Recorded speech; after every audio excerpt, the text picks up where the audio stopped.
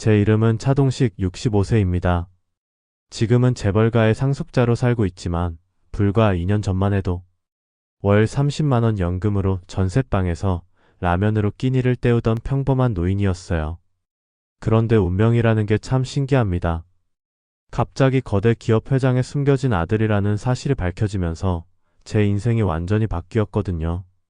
하지만 돈과 권력을 얻는 과정에서 겪은 배신과 음모는 상상을 초월했습니다. 그리고 지금부터 들려드릴 이야기는 그보다 더 충격적일 겁니다. 차 회장의 저택을 완전히 제 것으로 만든 지 6개월이 흘렸습니다. 모든 법적 분쟁이 끝나고 저를 배신했던 가족들은 각자의 처벌을 받았죠.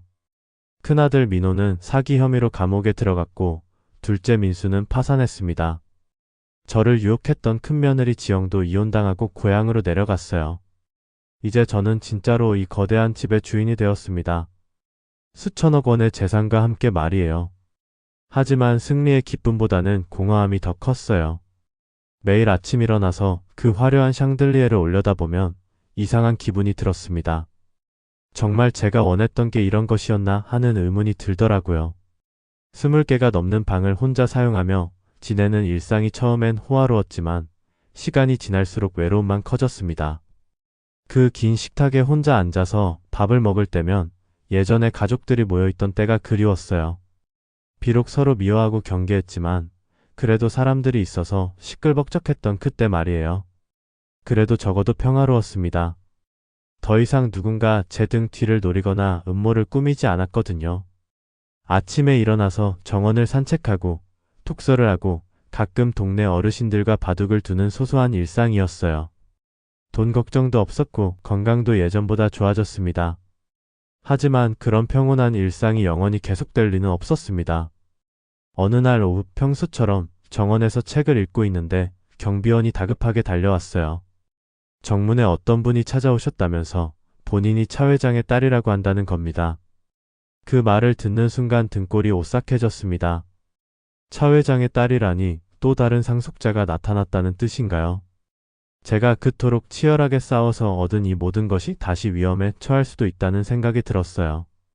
정문으로 나가보니 정말로 낡은 흰색 승용차 한 대가 서 있었습니다. 10년은 촉히 넘어 보이는 그 차에서 50대 중반쯤 되어 보이는 여성이 내리고 있었어요. 키는 중간 정도였고 검은 머리를 단정하게 묶고 있었습니다. 옷차림도 화려하지 않은 평범한 정장 차림이었어요. 하지만 그 여성의 얼굴을 자세히 보는 순간 깜짝 놀랐습니다. 어디선가 본 것 같은 느낌이 들었거든요. 특히 눈매와 코 라인이 차 회장과 닮아 있었어요. 설마 정말로 차 회장의 딸일까 하는 생각이 스쳤습니다. 그 여성이 저를 보더니 조심스럽게 다가왔습니다. 표정에는 긴장감과 기대감이 동시에 서려 있었어요. 혹시 차동식 씨냐고 묻더니 자신은 차미경이라고 하면서 차 회장의 딸이라고 소개했습니다. 그 말을 듣는 순간 머릿속이 하얗게 변했습니다. 차 회장의 딸이라니 그렇다면 제 누나가 되는 건가요? 하지만 동시에 경계심도 들었어요. 혹시 저를 속이려는 사기꾼은 아닐까 하는 의심이 먼저 들었거든요. 차미경이 가방에서 낡은 봉투 하나를 꺼냈습니다. 그 안에는 오래된 사진들과 몇 장의 서류가 들어 있었어요. 사진을 보니 젊은 시절의 차 회장과 한 여성이 함께 찍은 것들이었습니다. 그리고 그 여성이 안고 있는 아기가 바로 어린 시절의 차미경 같았어요. 차미경이 설명하기를 차 회장이 결혼하기 전에 첫사랑이 있었다고 합니다. 바로 차미경의 어머니였죠. 하지만 집안의 반대로 헤어졌고 차미경은 어머니 혼자서 키웠다는 겁니다. 차미경의 목소리에는 오랜 시간 숨겨둔 서러움이 배어 있었습니다. 그녀의 이야기를 듣고 있으니 마음 한편이 복잡해졌어요. 만약 정말이라면 차미경도 저처럼 아버지의 사랑을 받지 못하고 살아온 불쌍한 사람일 테니까요. 하지만 왜 지금에서야 나타났는지가 의문이었습니다. 차미경은 뉴스를 보고 용기를 냈다고 했습니다. 제가 차 회장의 아들로 인정받아서 상속을 받은 걸 보고 자신도 당당하게 정체성을 찾고 싶어졌다는 거예요. 평생 숨어서 살았지만 이제는 달라지고 싶다고 했습니다. 그 말에는 진정성이 느껴졌습니다. 하지만 동시에 불안감도 엄습했어요. 제가 그토록 힘들게 얻은 상속권이 다시 위험해질 수도 있다는 생각이 들었거든요. 차미경을 저택 안으로 모시고 들어가면서 정말 복잡한 마음이었습니다.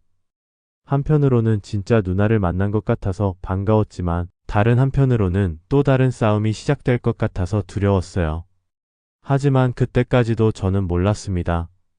이것이 정말로 새로운 지옥의 시작일 줄은 말이에요. 차미경을 거실로 안내하면서 제 마음은 복잡했습니다. 한편으로는 정말 누나일 수도 있다는 기대감이 있었지만 다른 한편으로는 또 다른 음모의 시작이 아닐까 하는 불안감이 더 컸어요. 지난 몇 년간 겪은 배신들이 저를 의심 많은 사람으로 만들어버렸거든요. 차미경은 저택 내부를 둘러보며 감탄했습니다. 샹들리에를 올려다보고 대리석 바닥을 내려다보며 정말 화려하다고 중얼거렸어요. 그 모습이 제가 처음 이곳에 왔을 때와 똑같아서 묘한 동질감이 느껴졌습니다. 거실 소파에 앉은 차미경은 다시 한번 자신의 이야기를 자세히 들려주었습니다. 어머니 이순희 씨는 1960년대 말 차 회장의 비서로 일했다고 합니다. 당시 차 회장은 20대 후반의 젊은 기업가였고 이순희 씨는 20살의 아름다운 여성이었어요. 두 사람은 깊이 사랑했지만 신분의 벽을 넘을 수 없었습니다. 차 회장의 아버지가 집안끼리 정한 결혼을 강요했고 결국 차 회장은 다른 여자와 결혼하게 되었어요. 그때 이순희 씨는 이미 차미경을 임신한 상태였습니다. 차미경의 목소리는 점점 떨리기 시작했습니다. 어머니가 혼자서 자신을 낳아 키우면서 얼마나 고생했는지, 아버지 없이 자라면서 얼마나 외로웠는지를 담담하게 이야기했어요. 그 모습을 보니 제 마음도 짠해졌습니다. 하지만 저는 여전히 확신이 서지 않았습니다. 요즘 세상에 이런 이야기로 사기를 치는 사람들이 얼마나 많은지 알고 있었거든요. 특히 제가 재벌가 상속자로 알려진 후에는 온갖 가짜 친척들이 나타났었어요. 그래서 제가 조심스럽게 말했습니다. 이야기는 들었지만 확실한 증거가 필요하다고 유전자 검사를 받아보자고 제안했어요. 차미경은 잠시 망설이더니 고개를 끄덕였습니다. 이틀 후 우리는 함께 병원에 갔습니다. 유전자 검사를 받는 동안 차미경은 계속 긴장한 모습이었어요. 혹시 결과가 음성으로 나오면 어떻게 하나 하는 걱정이 얼굴에 그대로 드러났습니다. 검사 결과가 나오기까지 일주일이 걸렸습니다. 그 일주일 동안 저는 정말 복잡한 심정이었어요. 만약 차미경이 정말 제 누나라면 저는 평생 처음으로 진짜 가족을 만나게 되는 거잖아요. 하지만 동시에 상속 문제가 다시 복잡해질 수도 있다는 걱정도 들었습니다. 차미경은 그 일주일 동안 근처 모텔에서 지냈습니다. 제가 저택에서 지내라고 했지만 정중히 거절하더라고요. 결과가 나오기 전까지는 부담을 주고 싶지 않다는 이유였습니다. 그런 배려심이 오히려 진정성 있게 느껴졌어요. 마침내 결과가 나왔습니다. 병원에서 전화가 왔을 때 제 심장은 쿵쾅거렸어요. 의사의 목소리는 차분했지만 전하는 내용은 충격적이었습니다. 친자 관계가 확인되었다는 거였어요. 차미경이 정말로 차 회장의 딸이고 따라서 제 누나가 맞다는 겁니다. 그 순간 제 머릿속이 하얗게 변했습니다. 차미경에게 전화를 걸어서 결과를 알려주었을 때 그녀는 한동안 말을 하지 못했습니다. 그러다가 갑자기 흐느끼기 시작하더라고요. 50년 넘게 숨겨져 살았던 자신의 정체성이 드디어 확인된 순간이었을 겁니다. 다시 만난 차미경의 얼굴에는 안도감과 기쁨이 동시에 떠올라 있었습니다. 저를 보더니 이제 정말로 가족이 되었다며 눈물을 글썽였어요. 그 모습을 보니 저도 모르게 가슴이 뭉클해졌습니다. 하지만 동시에 현실적인 문제들이 머릿속을 스쳐갔습니다. 차미경이 상속권을 주장하면 어떻게 될까요? 제가 차지하고 있는 재산의 일부를 나누어야 할까요? 아니면 처음부터 다시 법정 공방을 벌여야 할까요? 그런 제 마음을 눈치챈 듯 차미경이 조심스럽게 말했습니다. 자신은 돈이 목적이 아니라고 그냥 가족으로 인정받고 싶었을 뿐이라고 하더라고요. 하지만 저는 그 말을 완전히 믿을 수가 없었습니다. 그날 밤 혼자 방에서 정말 많은 생각을 했습니다. 차미경이 정말 순수한 마음으로 가족을 찾아온 것일까요? 아니면 다른 목적이 있는 것일까요? 지난 경험이 저를 의심스럽게 만들었지만 한편으로는 진짜 가족을 만났다는 기쁨도 있었어요. 며칠 후 차미경은 자신이 가지고 있던 어머니의 유품들을 보여주었습니다. 차 회장이 어머니에게 보낸 편지들, 함께 찍은 사진들, 그리고 차미경이 태어났을 때의 기록들이었어요. 모든 것이 너무나 생생하고 구체적이어서 거짓일 가능성은 거의 없어 보였습니다. 특히 차 회장이 쓴 편지 중에는 가슴 아픈 내용들이 많았습니다. 사랑하는 사람을 떠나보내야 하는 아픔, 태어날 아이에 대한 걱정, 그리고 언젠가는 찾아가겠다는 약속 등이 적혀 있었어요. 하지만 그 약속은 끝내 지켜지지 않았죠. 차미경의 이야기를 더 들어보니 그녀의 삶도 결코 평탄하지 않았습니다. 어머니 혼자 키우며 가난하게 자랐고 결혼 후에도 평범한 중산층 생활을 했어요. 남편은 작은 회사에 다니는 평범한 직장인이었고 두 딸을 키우며 살았다고 했습니다. 그런데 몇 년 전 남편이 갑작스럽게 세상을 떠났다고 합니다. 심장마비였는데 가족들은 큰 충격을 받았어요. 그 후 차미경은 혼자서 딸들을 키우며 생활하고 있었다고 했습니다. 차미경의 이야기를 듣고 있으니 제 마음이 복잡해졌습니다. 혈육이라는 이름으로 다시 나타난 그녀를 어떻게 받아들여야 할지 모르겠더라고요. 진짜 가족으로 받아들이고 싶은 마음도 있었지만 또 다른 갈등이 시작될까 봐 두렵기도 했습니다. 하지만 그때까지도 저는 몰랐어요. 차미경의 등장이 단순히 가족의 재회가 아니라 훨씬 더 복잡하고 위험한 상황의 시작이라는 걸 말입니다. 그리고 곧 더 큰 비밀들이 하나씩 드러나기 시작할 거라는 걸 말이에요. 유전자 검사 결과가 나온 후 차미경의 태도가 조금씩 달라지기 시작했습니다. 처음에는 조심스럽고 겸손했던 모습이었는데 확실한 증거가 나오자 좀 더 당당해지는 것 같았어요. 물론 자연스러운 변화일 수도 있었지만 제가 지난 몇 년간 겪은 일들을 생각하면 경계심을 늦출 수가 없었습니다. 차미경은 이제 매일 저택을 찾아왔습니다. 처음에는 하루 한두 시간 정도 머물렀는데 점점 시간이 길어지더라고요. 함께 차를 마시며 어린 시절 이야기를 나누기도 하고 정원을 산책하며 가족에 대한 그리움을 털어놓기도 했습니다. 그런 시간들이 나쁘지는 않았어요. 오히려 오랫동안 혼자 지내면서 느꼈던 외로움이 조금씩 달래지는 기분이었습니다. 차미경은 대화를 잘 이끌어가는 편이었고 제 이야기도 진심으로 들어주었거든요. 하지만 일주일쯤 지났을 때부터 차미경이 조심스럽게 다른 이야기를 꺼내기 시작했습니다. 아버지가 남긴 재산에 대한 얘기였어요. 물론 직접적으로 상속을 요구하지는 않았습니다. 다만 자신도 아버지의 딸인데 아무것도 받지 못한 게 서운하다는 식으로 말했죠. 어느 날 오후 차미경이 특별히 진지한 표정으로 저를 마주보며 말했습니다. 우리는 진짜 남매니까 서로 싸우지 말고 함께 나누면 어떻겠냐고 제안했어요.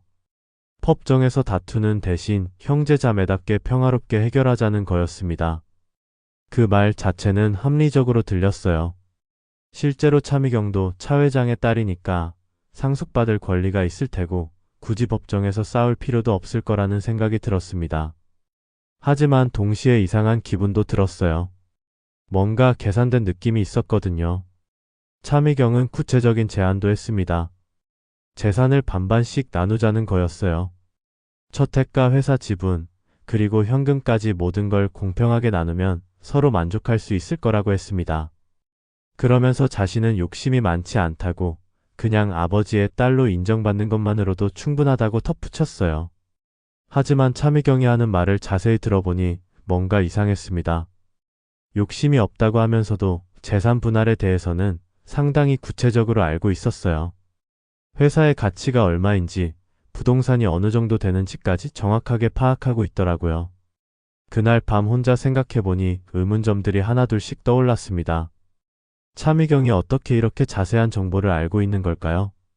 평범한 주부였다는 사람이 재벌가 재산 상황을 이렇게 정확히 아는 게 이상했어요. 다음날 차미경이 또 찾아왔을 때 저는 조심스럽게 몇 가지를 물어봤습니다. 어떻게 제 상황을 이렇게 자세히 알고 있는지, 누구에게 들었는지 말이에요. 차미경은 잠시 당황하는 기색을 보이더니 인터넷과 신문 기사를 통해 알았다고 대답했습니다. 하지만 그 대답도 뭔가 어색했어요. 언론에 보도된 내용보다 훨씬 더 구체적인 정보들을 알고 있었거든요. 예를 들어 회사 내부 지분 구조라든지 부동산의 정확한 평가액 같은 것들 말이에요. 며칠 후 차미경의 행동에서 더 이상한 점들이 발견되기 시작했습니다. 저택 곳곳을 둘러보며 이것저것 물어보는데 마치 가치를 평가하는 것 같았어요. 특히 차 회장이 수집했던 골동품이나 미술품에 대해 유난히 관심을 보였습니다. 그리고 차미경의 눈빛도 처음과는 달라졌어요. 처음에는 그리움과 애정이 담긴 따뜻한 눈빛이었는데 점점 뭔가 계산적인 느낌이 들기 시작했습니다. 저를 볼 때마다 무언가를 재고 있는 것 같은 그런 시선이었어요. 어느 날은 차미경이 변호사와 통화하는 모습을 우연히 봤습니다. 저한테는 법적 다툼을 원하지 않는다고 했으면서 뒤에서는 변호사와 상의하고 있었던 거예요. 그 순간 뭔가 이상하다는 확신이 들었습니다. 그날 밤 잠이 오지 않아서 서재에서 책을 읽고 있는데 차미경이 혼자 정원을 거닐고 있는 모습이 보였습니다. 그런데 그 모습이 평화롭게 산책하는 게 아니라 뭔가를 살펴보는 것 같았어요. 마치 저택의 구조를 파악하거나 보안 상태를 확인하는 것 같은 느낌이었습니다. 다음날 아침 차미경이 또 다른 제안을 했습니다. 이번에는 더 구체적이었어요. 일단 저택의 소유권을 공동 명의로 바꾸자는 거였습니다. 그러면 둘 다 이곳에서 살 수 있고 나중에 다른 재산들도 차근차근 정리할 수 있다는 논리였어요. 하지만 그 제안을 들으면서 소름이 돋았습니다. 이건 단순한 가족 화합이 아니라 제 재산을 노리는 치밀한 계획인 것 같았어요. 차미경이 정말로 순수한 마음으로 가족을 찾아온 게 아니라 다른 목적이 있는 게 아닐까 하는 의심이 커졌습니다. 그런 의심을 품고 차미경을 다시 보니 모든 게 달라 보였습니다. 따뜻했던 미소가 가식적으로 느껴졌고 자상했던 말투가 계산적으로 들렸어요. 특히 제 재산에 대해 이야기할 때 눈에서 번쩍이는 욕망의 빛을 놓칠 수가 없었습니다. 차미경은 자신의 어려운 처지도 자주 언급했습니다. 남편을 잃고 혼자서 두 딸을 키우며 경제적으로 어렵다는 얘기였어요. 그럴 때마다 저에게 도움을 요청하는 건 아니지만 은근히 동정심을 유발하려는 것 같았습니다. 하지만 이상한 건 차미경의 생활 수준이었어요. 입고 다니는 옷이나 신발, 그리고 가방 등을 보면 결코 경제적으로 어려워 보이지 않았거든요. 오히려 꽤 여유 있는 중산층 정도의 생활을 하는 것 같았어요. 그래서 제가 조심스럽게 차미경의 현재 생활에 대해 물어봤습니다. 어떤 일을 하고 있는지, 딸들은 어떻게 지내는지 말이에요. 차미경은 잠시 머뭇거리더니 남편의 보험금과 작은 사업으로 생계를 유지하고 있다고 대답했습니다. 하지만 그 대답에서도 뭔가 숨기고 있다는 느낌이 들었어요. 구체적인 질문을 하면 피하거나 얼버무리는 경우가 많았거든요. 점점 차미경이 정말 제가 아는 그 사람이 맞는지 의문이 들기 시작했습니다. 그날 밤 제 방에서 창문을 통해 정원을 내려다보니 차미경이 또 혼자 돌아다니고 있었습니다. 이번에는 휴대폰으로 누군가와 통화를 하고 있더라고요. 거리가 멀어서 대화 내용은 들리지 않았지만 표정이 심각해 보였습니다. 그 순간 확신했어요. 차미경에게는 분명 다른 목적이 있고 저는 또 다시 누군가의 계획에 놀아나고 있다는 걸 말이에요. 하지만 이번에는 혈육이라는 이름으로 접근해온 만큼 더욱 조심스럽게 대처해야 했습니다. 차미경에 대한 의심이 커지면서 저는 혼자서 조사를 시작했습니다. 차 회장이 정말로 다른 비밀을 남겨두지 않았을까 하는 생각이 들었거든요. 지난번에도 숨겨진 유언장과 비밀 장부가 있었으니 이번에도 뭔가 있을지 모른다는 직감이 들었어요. 먼저 차 회장의 서재를 다시 한번 꼼꼼히 뒤져봤습니다. 이미 몇 번 정리했다고 생각했는데 놓친 부분이 있을지 모르니까요. 책장 뒤편, 책상 서랍에 숨겨진 공간, 심지어 액자 뒤까지 모든 곳을 살펴봤습니다. 며칠간의 수색 끝에 드디어 뭔가를 발견했습니다. 서재 한쪽 벽에 있는 커다란 세계지도 액자 뒤에 작은 금고가 숨겨져 있었어요. 처음에는 그냥 장식용 액자인 줄 알았는데 자세히 보니 미세하게 움직이더라고요. 그 금고를 열기 위해서는 비밀번호가 필요했습니다. 여러 가지를 시도해봤지만 쉽게 열리지 않았어요. 차 회장의 생년월일, 회사 설립일, 심지어 제 생년월일까지 시도해봤지만 모두 틀렸습니다. 그런데 문득 차미경이 보여준 사진 중에 차 회장과 이순희 씨가 처음 만난 날짜가 적힌 게 있었던 게 기억났어요. 1968년 3월 15일이었습니다. 혹시나 하는 마음에 그 날짜를 입력해봤더니 놀랍게도 금고가 열렸습니다. 금고 안에는 두꺼운 봉투 하나가 들어 있었어요. 봉투를 열어보니 여러 장의 문서와 사진들이 나왔습니다. 그런데 그 내용을 보는 순간 정말 충격을 받았어요. 차 회장이 차미경의 존재를 알고 있었을 뿐만 아니라 그녀를 위해 별도의 재산까지 준비해 두었다는 내용이었거든요. 첫 번째 문서는 차 회장이 직접 쓴 편지였습니다. 차미경에게 보내는 편지였는데 아버지로서 해주지 못한 것들에 대한 사과와 함께 그녀를 위해 마련해둔 재산에 대한 설명이 적혀 있었어요. 놀라운 건 그 재산의 규모였습니다. 서울 강남의 건물 2채와 상당한 현금, 그리고 회사 지분의 일부까지 차미경 명의로 되어 있다는 내용이었어요. 대략 계산해봐도 수백억 원은 좋게 될 것 같았습니다. 두 번째 문서는 더욱 충격적이었습니다. 차 회장이 차미경의 삶을 계속 지켜봐 왔다는 증거들이었어요. 그녀의 결혼, 출산, 남편의 직장, 심지어 두 딸의 성장 과정까지 모든 걸 기록해둔 자료들이 있었습니다. 사진들도 있었어요. 차미경이 결혼식을 올리는 모습, 아이들과 함께 놀이공원에 간 모습, 가족 여행을 다녀온 모습 등 정말 많은 사진들이 있었습니다. 모두 멀리서 몰래 찍은 것 같았어요. 그 자료들을 보면서 복잡한 감정이 들었습니다. 차 회장이 차미경을 진심으로 아끼고 있었다는 건 분명했어요. 하지만 동시에 그렇게 오랫동안 지켜보면서도 직접 다가가지 못했다는 게 안타까웠습니다. 세 번째 문서에는 더욱 놀라운 내용이 있었습니다. 차미경의 남편이 갑작스럽게 세상을 떠난 것이 단순한 심장마비가 아닐 수도 있다는 내용이었어요. 차 회장이 고용한 사립탐정의 보고서였는데 남편의 죽음에 의문점들이 많다는 내용이었습니다. 보고서에 따르면 차미경의 남편은 죽기 며칠 전에 누군가와 만났다고 합니다. 그리고 그날 밤 집에 돌아와서는 뭔가 걱정스러운 모습을 보였다고 해요. 평소 건강했던 사람이 갑자기 심장마비로 죽는다는 것도 이상했고요. 그런데 가장 충격적인 건 마지막 문서였습니다.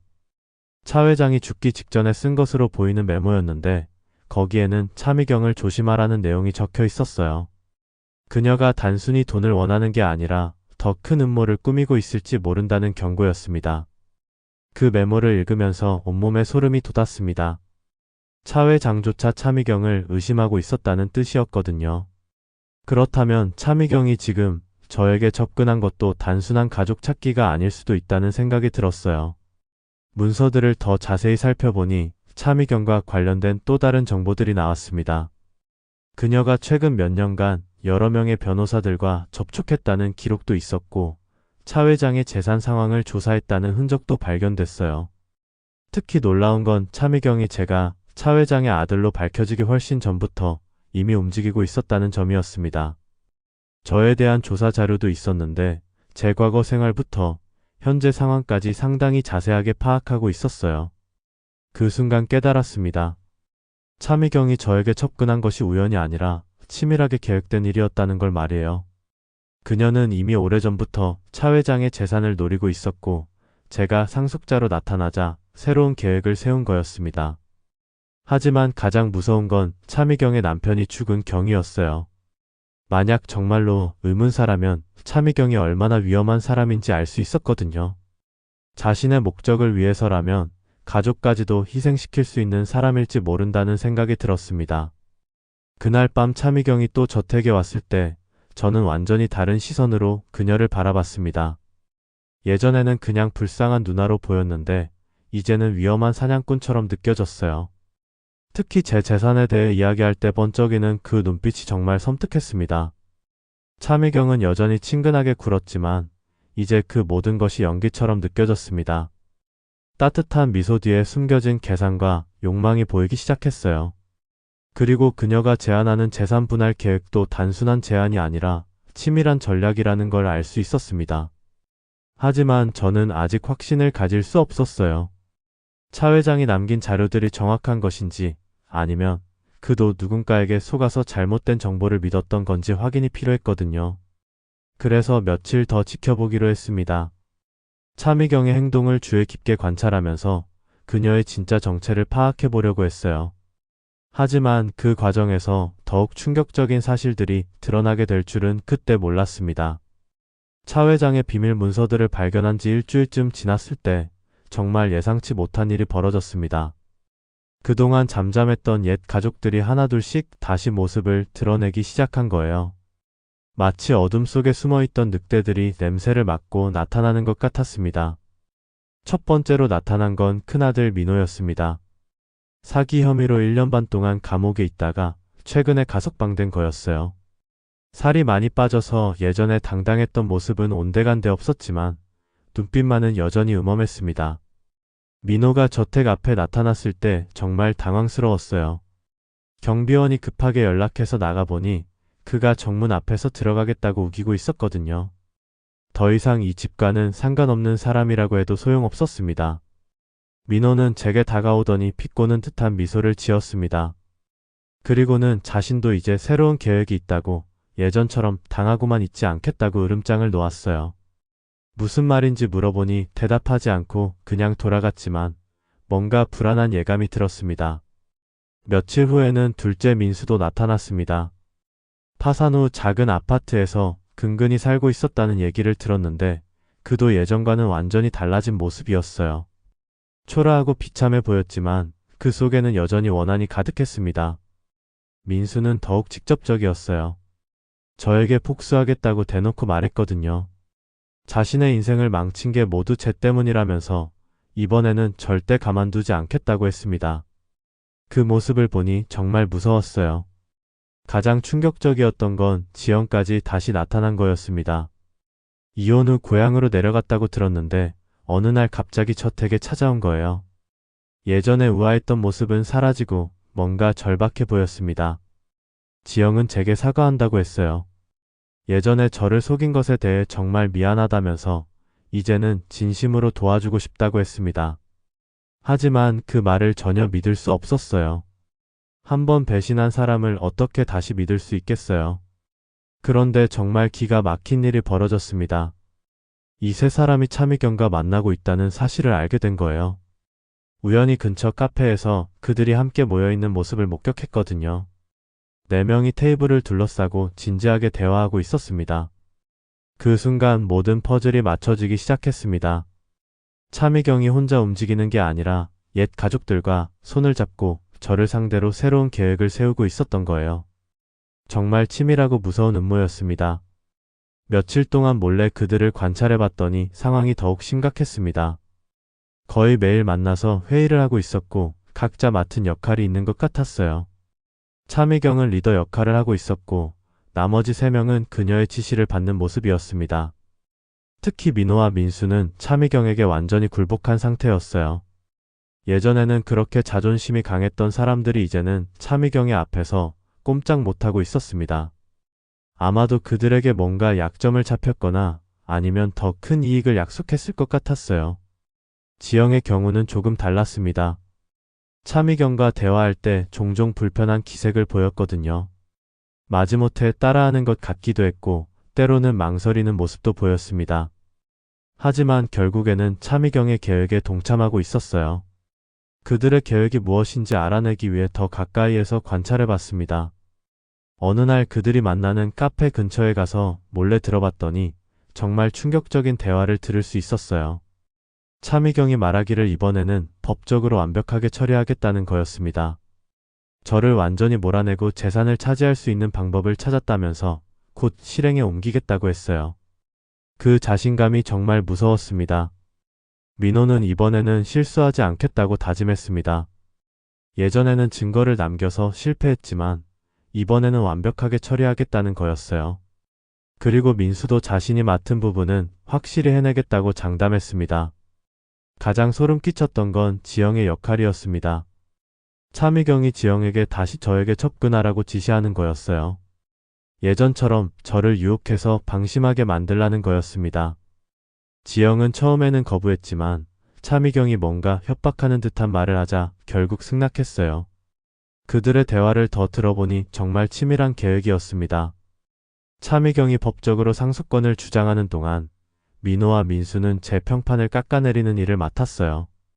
그리고 지영은 저를 내부에서 흔들어 놓는 역할이었습니다. 특히 무서웠던 건 그들이 저에 대한 정보를 너무 자세히 알고 있다는 점이었어요. 제 일상 패턴, 자주 가는 곳, 만나는 사람들까지 모든 걸 파악하고 있었습니다. 누군가 저를 계속 감시하고 있었던 거예요. 그날 밤 집에 돌아와서 정말 많은 생각을 했습니다. 이 네 명이 연합해서 저를 상대한다면 혼자서는 버틸 수 없을 것 같았어요. 특히 차미경은 혈육이라는 명분까지 가지고 있으니까 법적으로도 불리할 수 있었습니다. 하지만 동시에 분노도 치밀어 올랐습니다.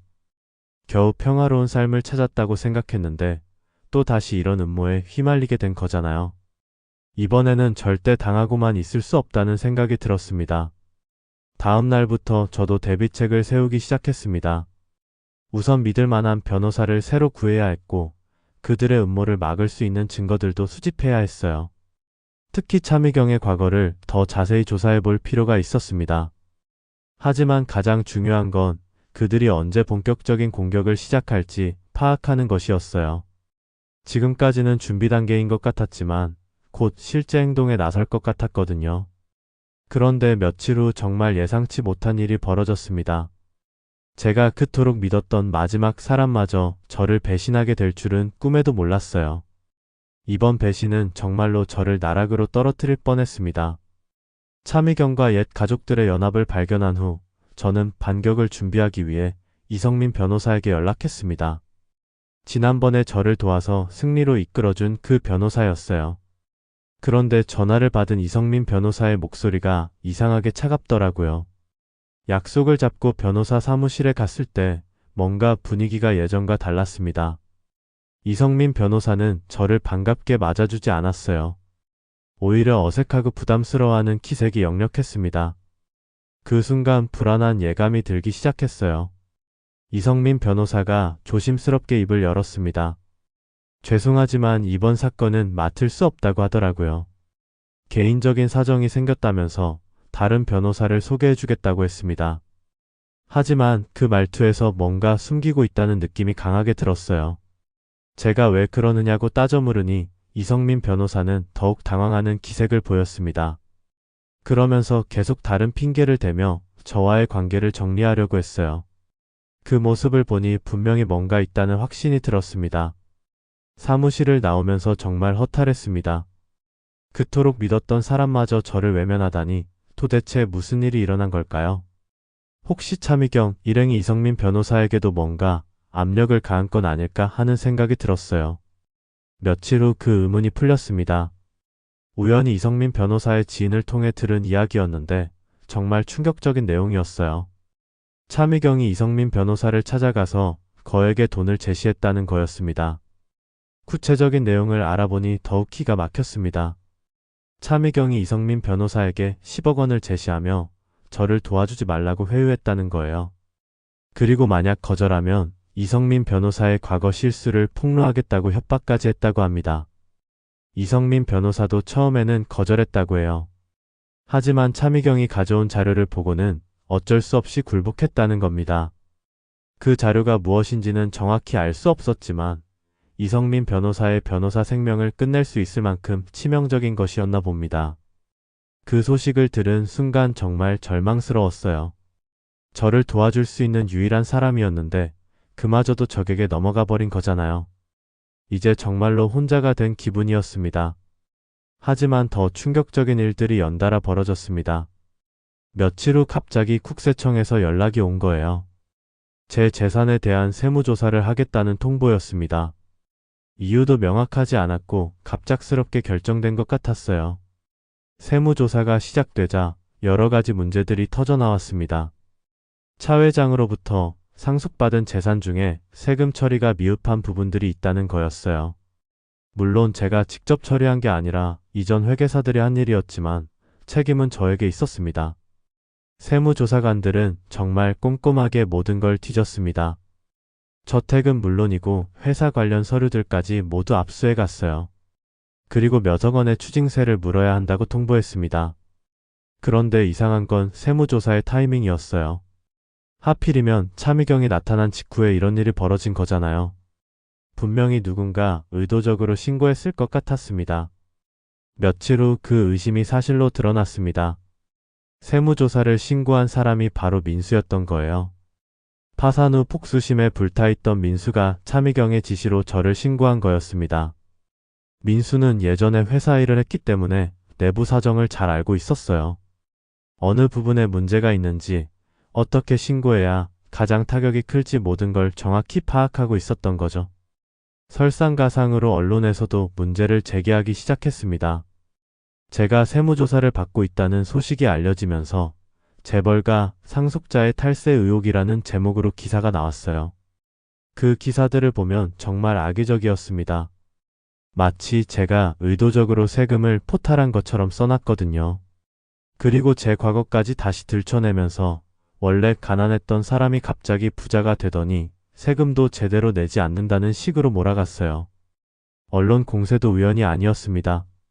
나중에 알고 보니 민호가 기자들에게 정보를 흘린 거였어요. 예전에 회사 홍보팀에서 일했던 경험을 살려서 언론 플레이를 한 거죠. 그 결과 여론이 급격히 나빠졌습니다. 인터넷에는 저를 비난하는 댓글들이 쏟아졌고 심지어 저택 앞에는 시위하는 사람들까지 나타났어요. 세금 도둑이라고 하면서 처벌하라고 요구하는 사람들이었습니다. 가장 힘들었던 건 주변 사람들의 시선이었어요. 동네 어르신들조차 저를 보는 눈이 달라졌거든요. 예전에는 성공한 사람이라고 부러워했는데 이제는 의심과 경멸의 시선으로 바라봤습니다. 그런 와중에 지영이 다시 접근해 왔습니다. 차미경의 지시대로 저를 유혹하려는 거였어요. 어느 날 저녁 갑자기 저택에 찾아와서는 도와주고 싶다고 했습니다. 지영은 눈물까지 흘리며 연기했어요. 자신도 예전에 저를 배신한 것이 후회된다면서 이번에는 정말로 제 편이 되고 싶다고 했습니다. 하지만 제가 그들의 음모를 이미 알고 있었기 때문에 속을 리가 없었죠. 지영의 연기는 정말 대단했습니다. 거의 진짜처럼 보일 정도였거든요. 만약 제가 그들의 계획을 몰랐다면 정말 속았을지도 모르겠어요. 하지만 이미 모든 걸 알고 있는 상황에서는 그냥 한심하게만 느껴졌습니다. 며칠 후에는 더욱 직접적인 공격이 시작됐습니다. 차미경이 정식으로 법원에 상속권 소송을 제기한 거예요. 자신이 차 회장의 장녀이므로 재산의 절반을 상속받을 권리가 있다는 주장이었습니다. 차미경의 소송장을 받아보니 정말 치밀하게 준비된 것 같았어요. 증거 자료들도 상당히 구체적이었고 법리적 근거도 탄탄해 보였습니다. 분명히 실력 있는 변호사가 도와주고 있을 것 같았어요. 더욱 충격적이었던 건 소송 내용 중에 제가 사기로 재산을 가로챘다는 주장까지 있었다는 점이었습니다. 저의 친자 관계에도 의문을 제기하면서 다시 한번 유전자 검사를 받자고 요구했어요. 그 순간 정말 절망적이었습니다. 겨우 안정된 삶을 찾았다고 생각했는데 또 다시 모든 것이 흔들리기 시작한 거잖아요. 세무조사, 언론 공세, 그리고 이제 법정 다툼까지 모든 방향에서 공격받고 있었습니다. 그날 밤 혼자 저택에서 창밖을 바라보며 정말 많은 생각을 했습니다. 이대로 포기해야 하는 건 아닐까? 차라리 모든 걸 내려놓고 조용히 살아가는 게 나을까 하는 생각도 들었어요. 하지만 동시에 분노도 치밀어 올랐습니다. 이번에는 절대 당하고만 있을 수 없다는 생각이 들었거든요. 설령 혼자라도 끝까지 싸워보겠다고 다짐했습니다. 모든 방향에서 공격받으며 절망적인 상황에 몰린 저는 정말 깊은 고민에 빠졌습니다. 끝까지 싸워야 할까? 아니면 이번에는 양보하는 게 나을까? 밤마다 잠 못 이루며 그 생각만 했어요. 한때는 차라리 모든 걸 포기하고 조용한 곳에서 남은 여생을 보내는 것도 나쁘지 않다는 생각까지 들었습니다. 차미경의 소송이 본격화되면서 법정 출석도 거듭해야 했어요. 변호사 없이 혼자 법정에 서는 것이 얼마나 힘든 일인지 그때 처음 깨달았습니다. 상대편에는 실력 있는 변호사들이 여러 명 나와서 저를 압박했지만 저는 혼자서 모든 걸 감당해야 했어요. 특히 힘들었던 건 유전자 검사를 다시 받아야 한다는 법원의 명령이었습니다. 제 친자 관계에 의문을 제기하는 차미경 측의 주장이 받아들여진 거였어요. 이미 한번 확인된 것인데 또 다시 의심받는다는 게 정말 억울했습니다. 하지만 어쩔 수 없이 재검사를 받았고 다행히 결과는 똑같았어요. 여전히 저는 차 회장의 친아들이 맞다는 게 확인됐습니다. 그럼에도 차미경 측에서는 검사 과정에 문제가 있었다며 계속 시비를 걸었어요. 세무조사 결과도 나왔는데 예상대로 몇억 원의 추징세를 내야 한다는 통보를 받았습니다. 돈 자체는 낼 수 있었지만 그보다 더 큰 문제는 제 신용과 명예가 땅에 떨어진다는 것이었어요. 언론의 공격도 계속됐습니다. 매일같이 새로운 의혹들이 제기됐고 인터넷에는 저를 비난하는 글들이 넘쳐났어요. 심지어 가짜 뉴스까지 만들어져서 퍼지고 있었습니다. 정말 모든 것이 저에게 불리하게 돌아가고 있었어요. 그런 와중에 지영이 계속해서 접근해 왔습니다. 거의 매일 저택에 찾아와서는 도와주겠다고 했어요. 하지만 저는 이미 그녀의 정체를 알고 있었기 때문에 상대하지 않았습니다. 그럴 때마다 지영은 서운하다는 표정을 지었지만 제가 볼 때는 그것조차 연기였어요. 어느 날 밤 정말 지쳐서 포기하고 싶다는 생각이 들었을 때였습니다. 차 회장의 서재에서 마지막으로 혹시 놓친 게 없나 하며 다시 한번 뒤져보기로 했어요. 이미 여러 번 확인했지만 그래도 혹시 모르니까 말이에요. 그런데 정말 기적 같은 일이 벌어졌습니다. 책장 맨 뒤쪽에 있던 낡은 책 사이에서 작은 USB 하나를 발견한 거예요. 처음에는 그냥 오래된 자료인 줄 알았는데 컴퓨터에 연결해 보니 정말 놀라운 내용이 들어 있었습니다. 그 USB에는 차 회장이 직접 녹화한 영상이 담겨 있었어요. 죽기 얼마 전에 촬영한 것 같았는데 매우 쇠약해진 모습이었습니다. 하지만 정신은 또렷했고 중요한 이야기를 하고 있었어요. 영상에서 차 회장은 자신의 진짜 후계자를 지목한다고 말했습니다. 그리고 그 후계자가 바로 저라는 것을 분명히 밝혔어요. 다른 자식들은 모두 실망스럽다면서 오직 저만이 진정한 아들이라고 인정했습니다. 하지만 더욱 충격적인 내용이 뒤에 있었습니다. 차 회장이 차미경에 대한 진실을 폭로한 거예요. 차미경이 자신의 딸이 맞지만 그녀가 얼마나 위험한 사람인지 경고하는 내용이었습니다. 차 회장은 차미경이 어린 시절부터 문제가 많았다고 했어요.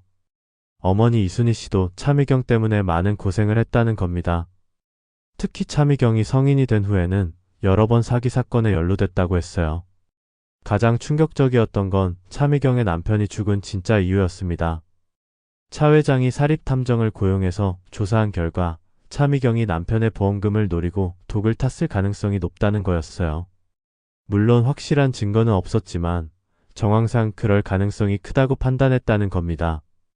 또한 차미경이 이미 오래전부터 차 회장의 재산을 노리고 있었다는 것도 밝혀졌습니다. 여러 번 접근을 시도했지만 차 회장이 거부했고 그래서 차미경이 더욱 원한을 품고 있었다는 거예요. 영상의 마지막 부분에서 차 회장은 정말 충격적인 고백을 했습니다. 자신이 남긴 유산이 돈이 아니라 가족들의 파멸이라는 거였어요. 돈 때문에 서로 싸우고 배신하며 망가져가는 모습을 보는 것이 자신의 진짜 복수라고 했습니다. 차 회장은 말했습니다. 자신을 진정으로 사랑했던 사람은 아무도 없었다고 모두 돈 때문에 가까이 왔다고 했어요. 그래서 죽은 후에도 그 돈으로 모든 사람들이 고통받기를 원한다고 고백했습니다. 그 영상을 보고 나니 정말 소름이 돋았습니다. 차 회장이 얼마나 뒤틀린 마음을 가지고 있었는지 알 수 있었어요. 하지만 동시에 이 영상이 제게는 최고의 무기가 될 수 있다는 생각도 들었습니다.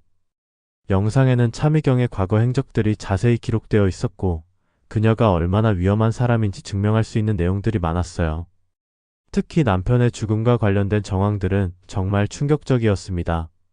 하지만 이 영상을 공개할지 말지 정말 고민됐습니다.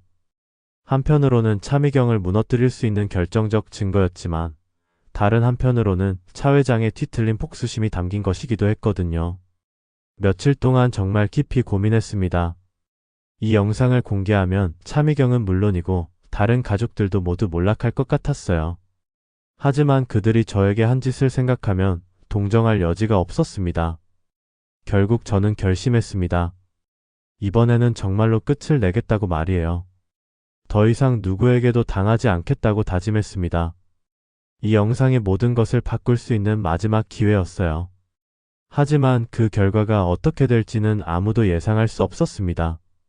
차 회장의 마지막 복수가 정말로 모든 사람들을 파멸시킬지 아니면 새로운 시작이 될지 알 수 없었거든요. 차 회장의 비밀 영상을 발견한 후 저는 신중하게 계획을 세웠습니다.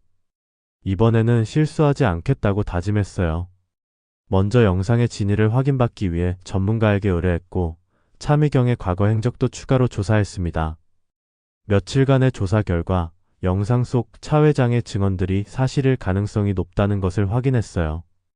특히 차미경의 남편이 죽기 전에 거액의 생명보험에 가입했다는 사실과 그 보험금을 차미경이 모두 받았다는 기록도 찾아냈습니다. 이제 결정적인 순간이 왔습니다. 법정에서 이 영상을 공개하기로 한 거예요.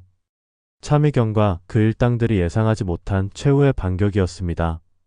법정 공개 날 정말 많은 사람들이 몰려들었어요. 언론에서도 대대적으로 취재를 나왔고 방청석은 꽉 찼습니다. 차미경과 민호, 민수, 지영까지 모두 참석했는데 그들의 표정이 여유만만해 보였어요.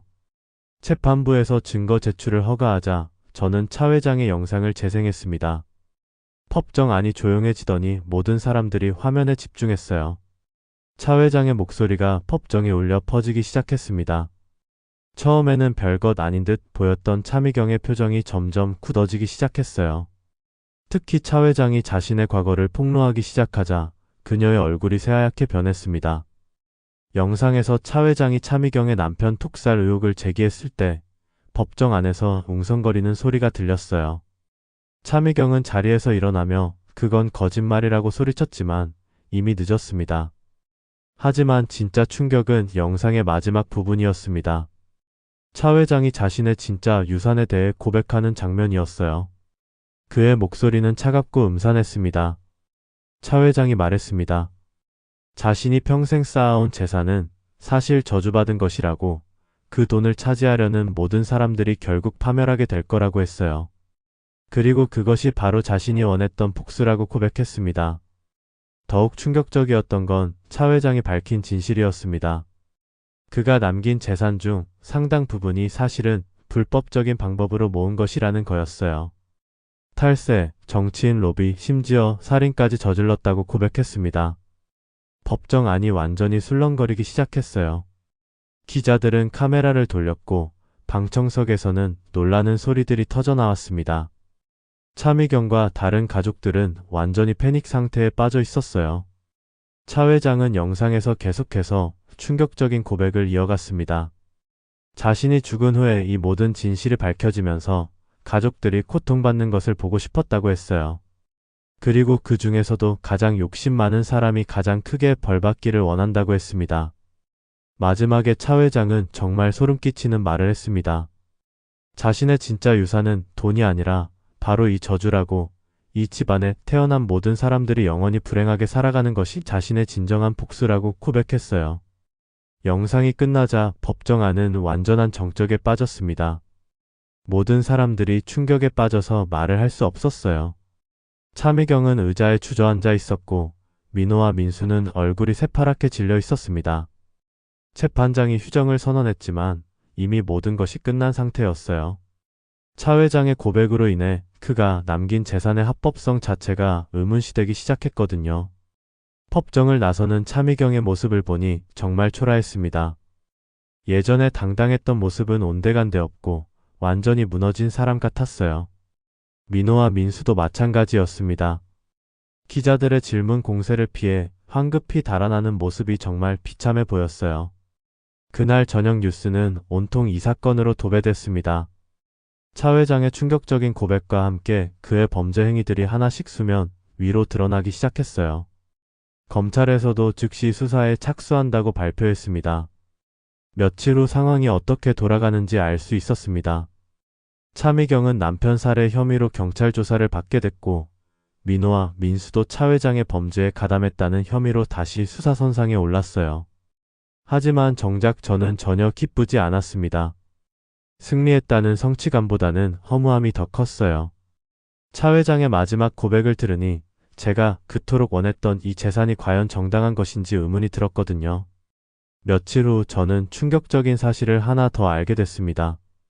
차 회장이 영상에서 고백한 내용들이 모두 사실이라면 저 역시 그 저주에서 벗어날 수 없다는 거였어요. 이미 저도 이 더러운 돈에 물들어버린 상태였으니까요. 그날 밤 저택에서 혼자 앉아 창밖을 바라보며 정말 많은 생각을 했습니다. 과연 제가 원했던 게 이런 것이었을까? 이 모든 싸움이 의미가 있었을까 하는 생각이 들었어요. 차 회장의 말대로라면 이 집안은 정말로 저주받은 것 같았습니다. 돈을 두고 서로 싸우고 배신하며 결국 모든 사람이 불행해지는 끝없는 굴레 말이에요. 그런데 그때 또 다른 놀라운 일이 벌어졌습니다. 차 회장에게는 또 다른 숨겨진 자식이 있었다는 소식이 들려온 거예요. 이번에는 해외에서 살고 있던 아들이라고 했습니다. 그 소식을 듣는 순간 웃음이 나왔어요. 정말 끝이 없구나 싶었거든요. 아마 이 새로운 상속자가 나타나면 또 다시 새로운 싸움이 시작될 것 같았습니다. 그날 밤 거울을 보며 혼자 중얼거렸습니다. 차 회장의 말이 맞는 것 같다고, 이 집안은 정말로 천국과 지옥을 오가는 저주받은 운명인 것 같다고 말이에요. 하지만 동시에 다른 생각도 들었습니다. 이제라도 이 굴레에서 벗어날 수 있지 않을까, 진정한 행복을 찾을 수 있지 않을까 하는 희망 말이에요.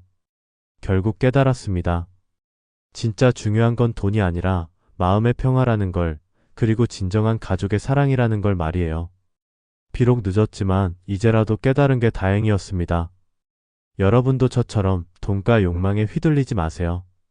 진짜 소중한 건 따로 있다는 걸 잊지 마시고 무엇보다 가족의 소중함을 깨달으시길 바랍니다. 이 막장 같은 이야기는 아직 끝나지 않았지만 적어도 저는 이제 진짜 행복이 뭔지 알 것 같아요.